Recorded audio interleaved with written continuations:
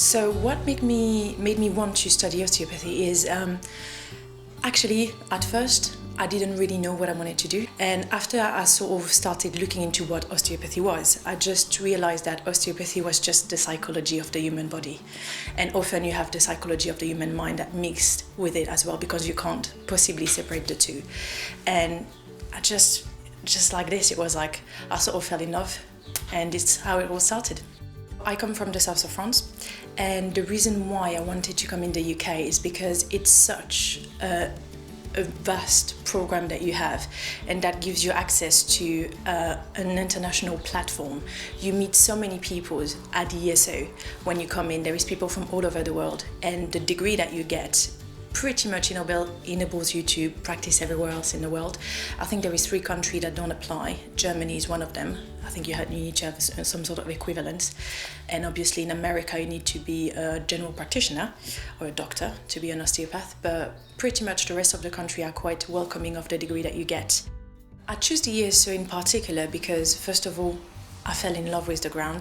Boxley is so beautiful, and it's really, the sort of atmosphere that you really want to be a part of. It just mixes so well with osteopathy and the sort of healing aspect of it.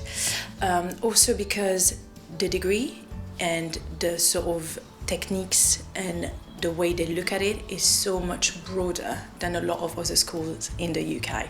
You're being taught so much more. You have specialist ADEC clinic, you have women's health, you have pediatrics. It's just so much more than any other school.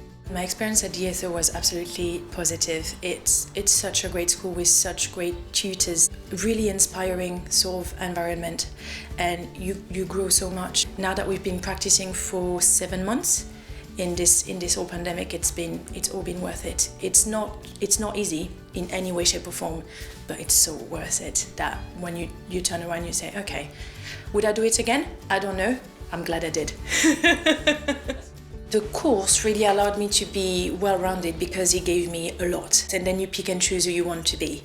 And I think it's really important because there is a lot of osteopaths out there, and everyone is going to practice slightly differently. And I think that's the beauty of it. And what is wonderful at the ESO is that they give you exactly that. And with the clinic, they actually have these people come in. So you see pregnant patients, you see babies, you see children all the time, people who trust the ESO.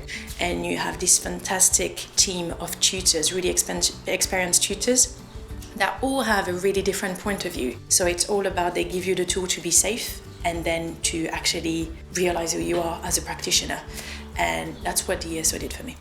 So if I had to summarize my experience with the ESO in 3 words, it would be challenging, unforgettable, and life-changing. So what it's like for me to be an osteopath is, for me, it's a blessing every day. You get to see so many people, so from all ages. I think my youngest patient ever was 7 days old, and my oldest was probably bordering on the 90s. And then obviously the pregnant patient, the people who present with different pathologies. You develop a relationship with these people, and sometimes, and this is what I noticed because it's different for everyone depending on where you practice and in which sort of clinic you practice.